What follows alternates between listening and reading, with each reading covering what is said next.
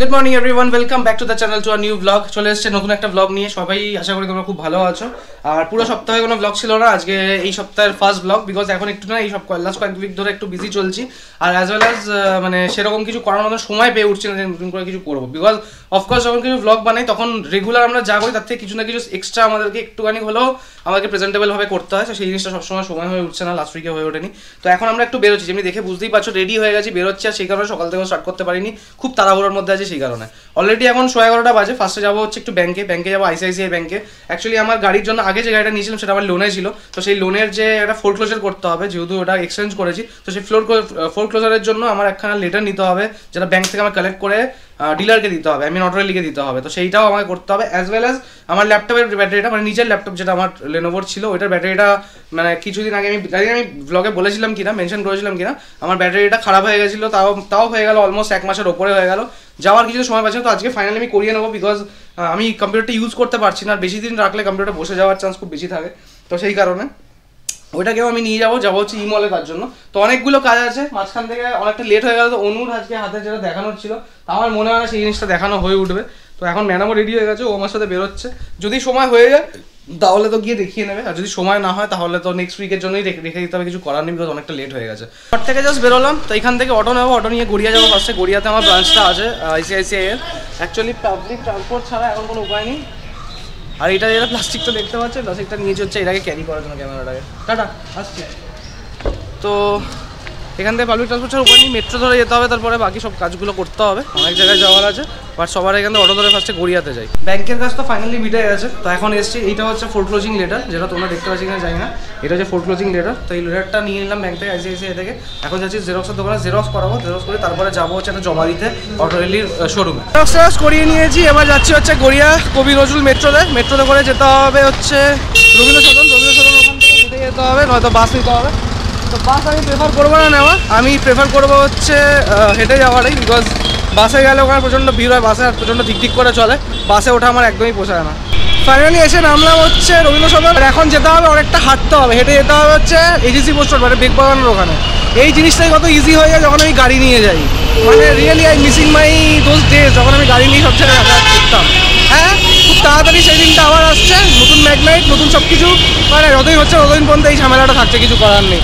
আর এ পিছিয়ে পড়েছে, আমি একটু পিছিয়েই পড়ি, কি করব? সবসময় পিছিয়েই পড়েছে, এই থাকতে পারে না, পায়ে চোট নেই, পায়ে চোট কিছু নেই।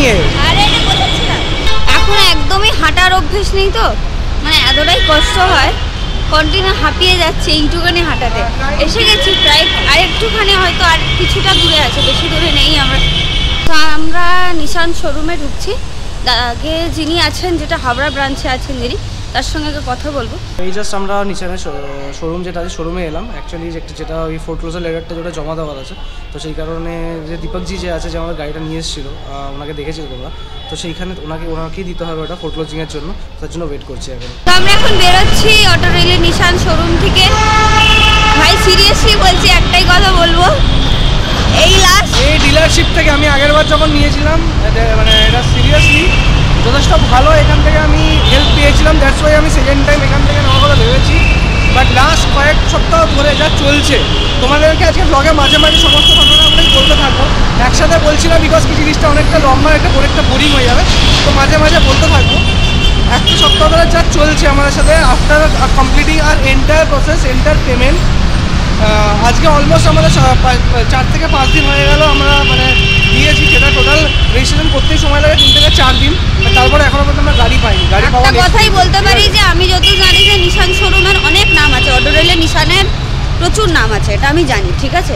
তো সেই ক্ষেত্রে নাম এরকম ভাবে কমিউনিকেশন এখন একদমই ঠিক নেই, সত্যি কথা বলতে গেলে। বিগ জিরো বলা যায়। ডিলারশিপের কোঅর্ডিনেশন খুবই খারাপ, সত্যি কথা হচ্ছে। একদম মানে গেছি একটা শোরুমে, আমরা গাড়ি কিনছি, নিশ্চয়ই ছোটোখাটো গাড়ি তো হয় না, গাড়ি 1-2 টাকার গাড়ি হয় না।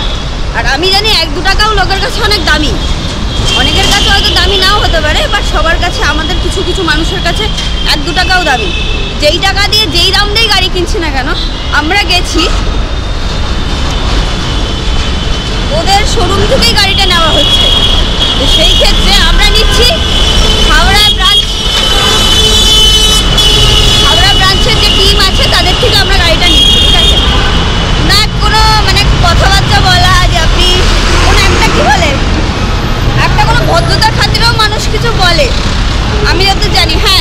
সব যেটা আছে নো ডাউট খুব ভালো। ডিলারশিপও যথেষ্ট ভালো ছিল। আগেরবার যখন ডিল করেছিলাম আমি সিরিয়াসলি বলছি, আমাকে কোনো কিছু নিয়ে কোনো মাথা কামাতে হয়নি। They take care of everything. একজন এইটা বলছে, একজন ওইটা বলছে। একজন বললো ফোর ক্লোজিং লেটার নিয়ে আসলে আপনার হয়ে যাবে। একজন বলছে আপনাকে লেটার লিখে দিতে হবে যে আপনার বিহাফে আমরা গাড়ি আপনার ইএমআই ক্লোজ করবো। আরে ভাই, তুমি যখন ক্লোজ করছো তখন না তো ব্যাংক তো জানে যে কোম্পানি থেকে লোন ক্লোজ করছে। যাই হোক, আমরা বেরিয়ে গেছি। এখন যাচ্ছি হচ্ছে রবীন্দ্র সদনে যাবো, খাওয়া দাওয়া করবো, তারপর যাবো হচ্ছে ইমলে। তো ফাইনালি এখন এসছি হচ্ছে লাঞ্চ করার জন্য। এলাম হচ্ছে এখানে মোমো প্লাজা আছে, মোমো প্লাজাতে এলাম। অর্ডার দিলাম হচ্ছে মোমো, আর তার সাথে হচ্ছে ফ্রাইড রাইস আর হচ্ছে চিলি চিকেন। অর্ডার তো সমস্ত কিছু করে দিয়েছি, করে দিয়ে ওয়েট করছে। এদিকে ক্যামেরার চার্জ আছে অনেক কম, কালকে চার্জ দিতে ভুলে গেছিলাম। তো মোটামুটি এলোতে নেমে এসেছে, মানে মোটামুটি 50% নিচে নেমে গেছে, 30% কি আছে। যদি এটা বন্ধ হয়ে যায় তখন মোবাইল থেকে কন্টিনিউ করতে কিছু করেনি, বাট মোবাইলের সেই কোয়ালিটিটা পায় না বলে সেই জন্য মোবাইলটা অতটা ইউজ করি না। আর ব্যাপারটা হচ্ছে কালকে চার্জ দিতে ভুলে গেছিলাম। এদিকে ম্যাডামকে ছবি তুলে দিলাম। আগের থেকেই আমরা তোমাদেরকে সরি বলে নিচ্ছি, কিছু করার নেই, আমাদের ক্যামেরাটা খুব ভালো তো। আর এদিকে কোল্ড ড্রিঙ্ক নিয়ে নিয়েছে, ম্যাডামের তো ফেভারিট কোল্ড ড্রিঙ্ক, তাই কোল্ড ড্রিঙ্ক নিয়ে নিয়েছে। কোল্ড ড্রিঙ্ক খাওয়া দেখ হয়েও গেছে, খাওয়ার আগে কোল্ড ড্রিঙ্ক খাওয়া হয়ে গেছে। আরে বাবা, খাওয়ার আগে যেই খাবারগুলো সকালে খেয়েছি, সকালে কিছুই সেরকম খাওয়া হয়নি, তো সেটা যে অর্ধেক হজম করে নেবো, তারপর হজম করার পর তারপর অর্ধেক যে কোল্ড ড্রিঙ্কস থাকবে এইটা খাওয়ার পর আবার হজম করবো। এমনি নয় যে কিছু খাবার খায়নি, মানে কেকের দোকানে ঢুকে খাবার দাবার খেয়েছে, খাবার দাবার খেয়ে তারপরেই বেরিয়েছে। তো ওই জন্য এখন খিদে পাচ্ছে, এখন খাবো খেয়ে। আর তারপর যাওয়ার আগে হচ্ছে যদি ইমলের কাজটা খুব করাটা আজকে দরকারি, কারণ যেমনি বললাম অলরেডি 1 মাসের ওপরে হয়ে গেছে কম্পিউটারটা আমি ব্যাটারিটা ঠিক করার সময় পেয়ে উঠছে। এবার আজকে আমাকে করাতে হবে রেডি হও, কারণ নেক্সট উইক থেকে আবার কিছু না কিছু বিজনেস থাকবে, তো সেই জন্য করাতে হবে। আর রহিবাদ গাড়ি নিয়ে, মানে গাড়ির এক্সপিরিয়েন্সটা তোমাদের আমি করবো, মানে এই কেনার এক্সপিরিয়েন্সটা, বাট সেটা বাড়ি গিয়ে করবো, কারণ এখানে রাস্তাতে বললে মানে জিনিসটা আমি এক্সপ্রেস করতে পারবো। আমার কোনো এক্সপিরিয়েন্স নেই, আমার মায়ের বাবার কারোরই গাড়ি ছিল না, তো এক্সপিরিয়েন্স ওর আছে প্রথম। বাট আমি খুবই বাজে একটা ওয়ার্স্ট এক্সপিরিয়েন্সের মধ্যে পড়লাম, খুবই বাজে। এরকম এক্সপিরিয়েন্স যেন ফার্দার কোনোদিনও না হয়, ভবিষ্যতে যদিও কোনোদিন আবার গাড়ি কিনি এরকম সিচুয়েশনে যেন না পড়তে হয়। কারণ কি, আমি মনে করি যে যখন তুমি কোনো কারোর সঙ্গে কমিউনিকেট করছো, সবসময় নিজেকে জেনুইন রাখা দরকার। আমি যেটা আছি সেটা বলবো, যেটা কোম্পানির রুলস আছে, রেগুলেশনস আছে সেটা বলবো, বাট সেটা তারা বলতে চায় না। তাদের কী প্রবলেম হয় তোমাদেরকে সমস্তটাই বলবো কি হয়েছে লাস্ট 1 সপ্তাহে, পুরোটাই বলবো। তোমার কেন আমরা ব্লগ করার মতন এনার্জি ছিল না। অবভিয়াসলি এতগুলো দামি একটা জিনিস কিনছি, তারপরে যদি এরকম ধরনের কারোর মুড থাকে না কি কোনো কিছুও করার। জিনিসের থেকে বড় কথা, আমি একটা জিনিসের সাথে কমিউনিকেট করে আছি, সেটা যদি ঠিকভাবে যদি আমি প্রপারলিভাবে না করি তো সেটা ঠিক নয় না, ব্যাপারটা আর কি। প্লেট দিয়ে গেছে ব্ল্যাক অ্যান্ড হোয়াইট, ও হোয়াইট আমি ব্ল্যাক, আর যার যেটা ফেভারিট কালার। আজকে তুমিও ব্ল্যাকের কম্বিনেশন আছে, আমি ব্লু পরেছি অ্যাকচুয়ালি, তোমার ড্রেসে ব্ল্যাকের কম্বিনেশন আছে, আমার ড্রেসে হোয়াইটের কম্বিনেশন আছে। আরে কালার ম্যাচিং হয়ে গেছে না সবকিছুতে। এইবার ঠিক আছে, কেন কি হলো উল্টো কেন করার কি মানে? না একটু মানে সবকিছু একটু ইউনিক থাকা ভালো, আমি একটু ইউনিক করলাম আর কি ব্যাপারটা। আমাদের ফার্স্ট ডিশ চলে এসেছে, যেমনি দেখতে পাচ্ছ এখানে ডিশ হচ্ছে মোমো। আর সত্যি কথা বলছি, বিলিভ মি, এখানকার মোমো বেস্ট খেতে, মানে এই এরিয়াতে। এটা আমি কলেজ টাইম থেকে এখানে আসি। আমি প্রথম কথা, আমার কলেজ ছিল হচ্ছে চৌরাঙ্গিতে, তো এখান থেকে আমি কলেজের থেকে বহুবার এসেছি এখানে। আর রিয়েলি বলছি, মানে মাইন্ড ব্লোয়িং। স্যুপটা খুব দারুণ না? স্যুপটা দারুণ, এর রিভিউটা আগে দারুণ স্যুপ। আমি এই নিয়ে সেকেন্ড টাইম আসছি, ও আমাকে নিয়ে এসেছিল একবার, খুবই সুন্দর ছিল। আনফর্চুনেটলি তখন আমি প্রেগনেন্ট ছিলাম, তো ঠিকভাবে খেতে পারছিলাম না, এখন দারুণভাবে খাবো। এইটা একটু হালকা ঝাল হয়, স্পাইসি হয়, জানি না ম্যাডাম কতটা খেতে পারবে, বাট আমার তো ভালোই লাগে খেতে। আর বাট হ্যাঁ, খেতে ভালো, নো ডাউট। মানে তোমরা এলে you will just enjoy the food, trust me. মানে এখানে এটা মোটামুটি 180 এর প্রাইস আছে, 185 দারুণ না? দারুণ খেতে, দারুণ লেগেছে খেতে, দারুণ লেগেছে। 180 এর প্রাইস আছে, but you will enjoy this food. 185 এর প্রাইস আছে, but you will enjoy this food. এখানে চেটে পুটে খাচ্ছে, আর আমার চেটে পুটে খাওয়া এখানে হয়ে গেছে অলরেডি। ফ্রাইড রাইস নেবে, ফ্রাইড রাইসে চিলি চিকেনটা দিয়ে গেছে, আর চিলি চিকেনটা জাস্ট কালারটা দেখো, দেখেই লোভ লাগছে। আর এখানে নিয়েছে হচ্ছে স্যুপ, দুজনে ভাগ করে দিলাম। এটা স্যুপটা দারুণ খেতে, জাস্ট একবার তোমার সামনে খাই। হা দারুণ জাস্ট একটুখানি গোলমরিচ দরকার, হয়ে গেল গোলমরিচ, চলে গেল। হ্যাঁ আমার ইউটিউব চ্যানেল আছে। আমরা ফুড রিভিউ মানে ফুড ব্লগ যদি বা করি না, আমরা নর্মাল ডেইলি ব্লগ করি, বাট তার মধ্যে এগুলো ইনক্লুডেড থাকে। যেটা আমার ভালো লাগে সেটা আমরা অনেস্টলি বলি। আর সত্যি কথা বলতে গেলে আমি আমার কলেজ টাইম থেকে এখানে আসছি, মানে আজকে থেকে না, প্রায় 2014-তে ফার্স্ট টাইম এখানে এসেছিলাম খেতে। তখন থেকে কন্টিনিউ মানে প্রায় আমি আসি। আমার কথা চেনেনও আপনি। হ্যাঁ সেই সেটাই। তো দারুণ, খাবারটা খুব ভালো। কতদিন ধরে আছেন তাও এখানে? 30 ইয়ার্স ধরে এখানে কাজ করছেন। এইটা জায়গাটা কত পুরনো? মানে এই 32 ইয়ার্স, মানে আপনি প্রায় অলমোস্ট তখন থেকে বিশাল ব্যাপার।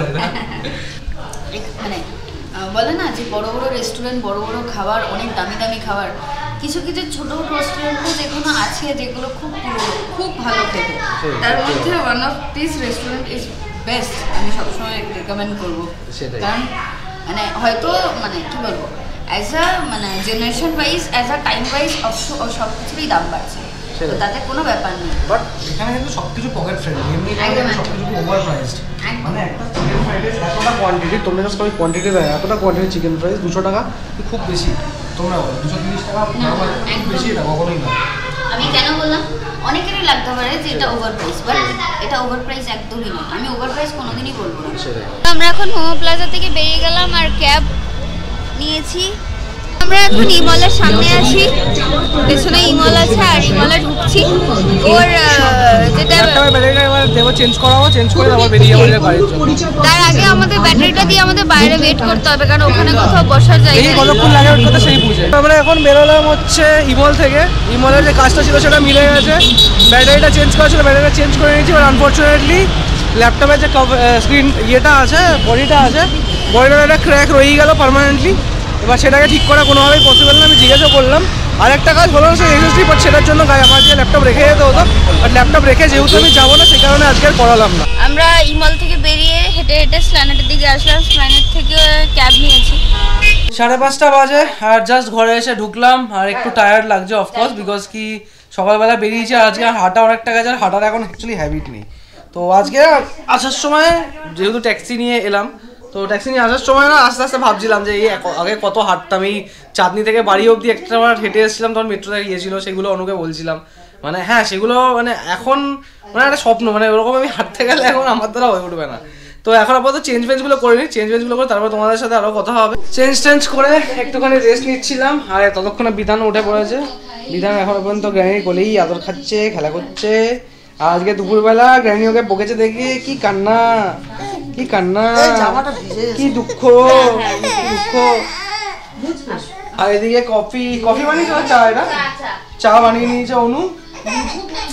যদি বা ওটা খিদে নেই, কারণ কি পেট ভর্তি আছে। আজকে খাওয়াটা ওখানে একটু বেশি করে দিয়েছিল, এটা হেভি হয়ে গেছিল খাওয়াটা। আচ্ছা, আমাদের এখানে একটা ওই আমাদের উদয়ন সংঘর উল্টো পিঠটায় যারা এখানে থাকো বা যারা ব্লগ দেখো বলতে পারবো না, বাট এখানে একটা ফুড ফেস্টিভ্যাল হচ্ছে, এটা খাই হচ্ছে বেসিক্যালি এখানে একটা। তো আমরা আজকে যাব, সেটা তোমাদেরও ফিচার করব। কালকে পুরোটা সুন্দর করে ফিচার করব। আজকে দেখে আসবো কেমন কি খাবার আছে, কি আছে। ওরে বাবা রে, এমনি তো আজকে গড়িয়া একবার যেতে হবে, গড়িয়া থেকে কয়েকটা জিনিস আনার আছে, সেগুলো নিয়ে আসতে হবে। সেগুলো নিয়ে আসার জন্য বেরোবো। তা দেরি আছে বেরোতে, মোটামুটি 9টা নাগাদ বেরোবো হয়তো, তাই না? 9টা নাগাদ বেরোবো। আমরা এখন যাচ্ছি মায়ের কিছু খাবার দাবার নেব। মায়ের কি খাবার দাবার নেব? রুটি নেওয়ার আছে বেসিক্যালি।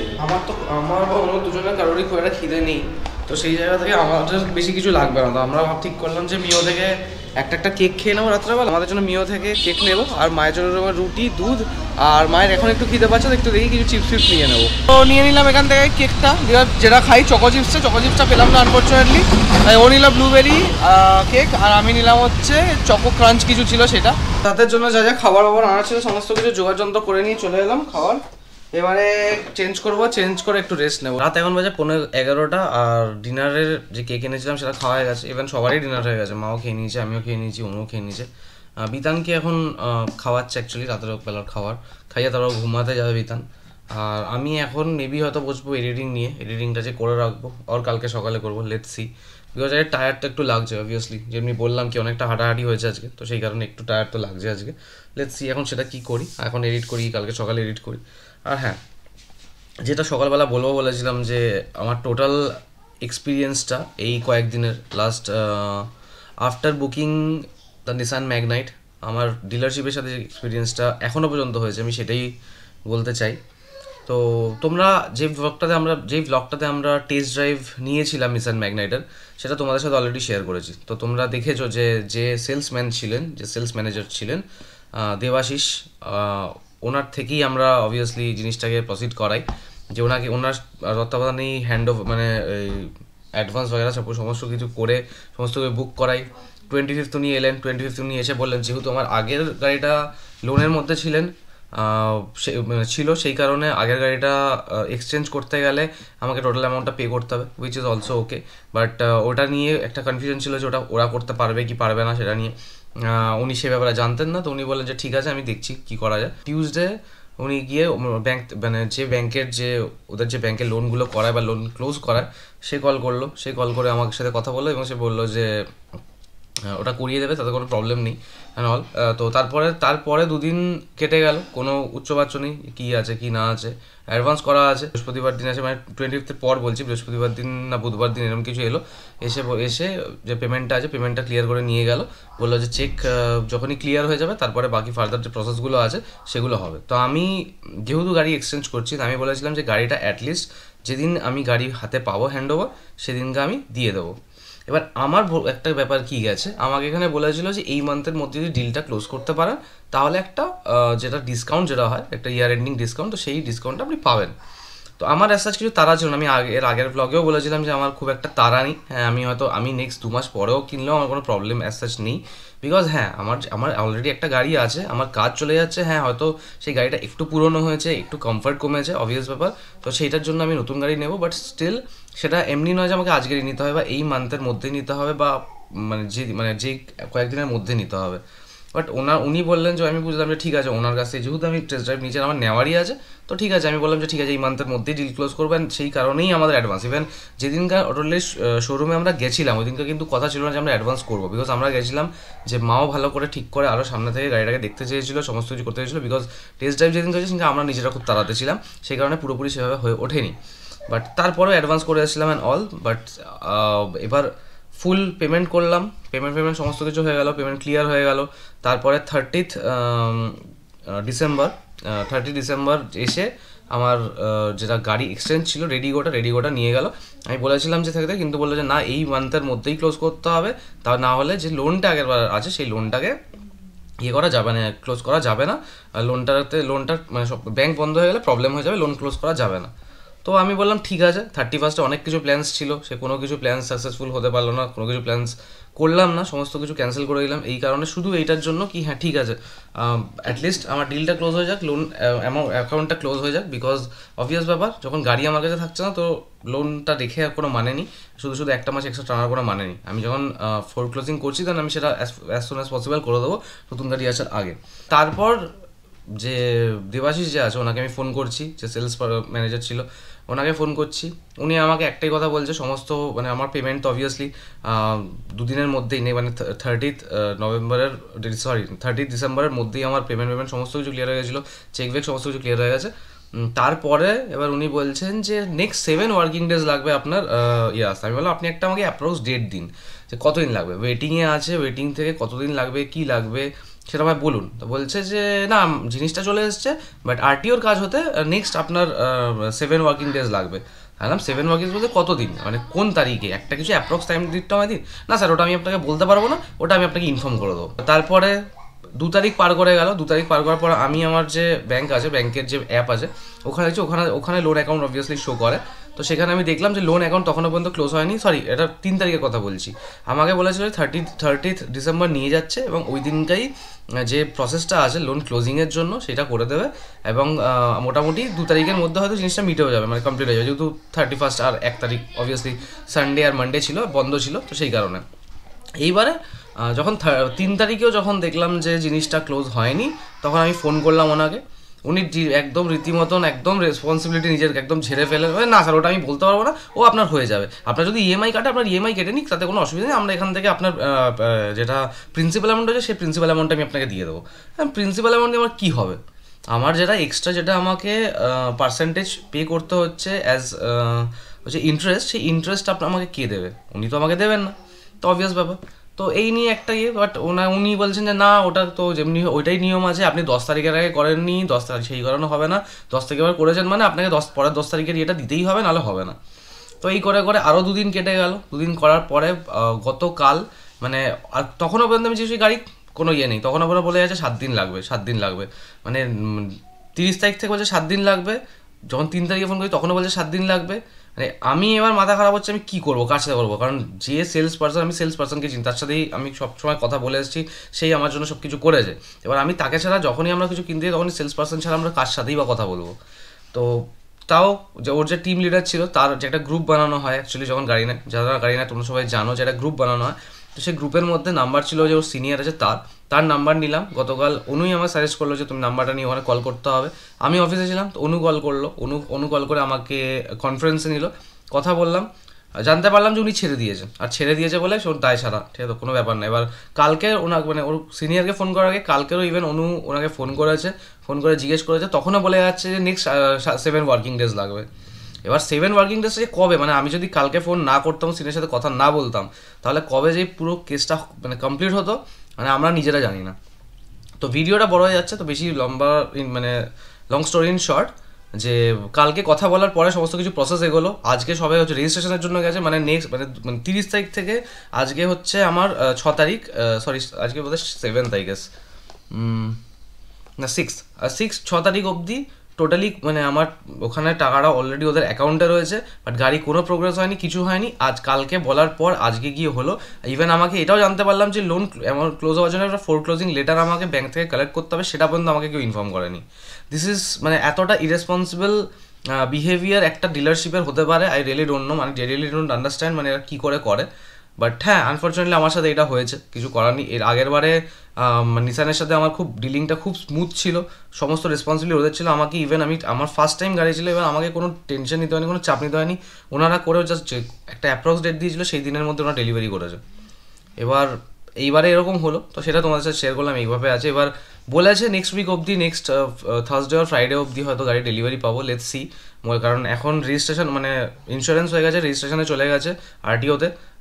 রেজিস্ট্রেশনটা হয়ে আসতে বললো 3-4 দিন লাগবে, 3-4টে ওয়ার্কিং ডেজ, মানে Monday to I guess Wednesday আর থার্সডে অবধি টাইম লাগবে। তারপরে কি হচ্ছে থার্সডে নয়তো ফ্রাইডে অন স্যাটারডে এর মধ্যে আমি হয়তো পেয়ে যাবো হোপফুলি। আর যেটা আমার লোন অ্যাকাউন্টটা আগেরটা ছিল সেটাও ক্লোজ হয়ে যাবে ম্যাক্স টু ম্যাক্স হয়তো মানডে আর টিউসডে অবধি হয়তো হয়ে যাবে। বিকজ যে দেবাশিসের সিনিয়র যার সাথে কথা হয়েছিল আমার, উনি যথেষ্ট আন্ডারস্ট্যান্ডিং, উনি যথেষ্ট জিনিসটা বুঝলেন, উনি আমার সাথে যথেষ্ট কোঅপারেটও করেছেন এখনও পর্যন্ত। এখন লেটস সি, যত তাড়াতাড়ি পেয়ে যায় তত তাড়াতাড়ি ভালো, যখন পাবো তোমরা তো দেখতেই পাবে। বাট হ্যাঁ, এই টোটাল এক্সপিরিয়েন্সটা মানে একটা নতুন গাড়ি কেনার মজাটা পুরোপুরি নষ্ট করে দিয়েছিল, নষ্ট করে ইভেন এখনও রেখেছে। আনটিল আনলেস আমি গাড়ি বাজি মানে হয়তো গাড়ি পেলেও সেই যে লেভেলের একটা উচ্ছ্বাস যেটা থাকে সেটা আমাদের মধ্যে তোমরা দেখতে পাবে না। যাই হোক, আজকের ব্লগটা এখানেই শেষ করছি। এটা তোমাদেরকে বলার ছিল, একটা আপডেট তোমাদেরকে মানে বলার ছিল যেটা ঘটেছে আমার সাথে।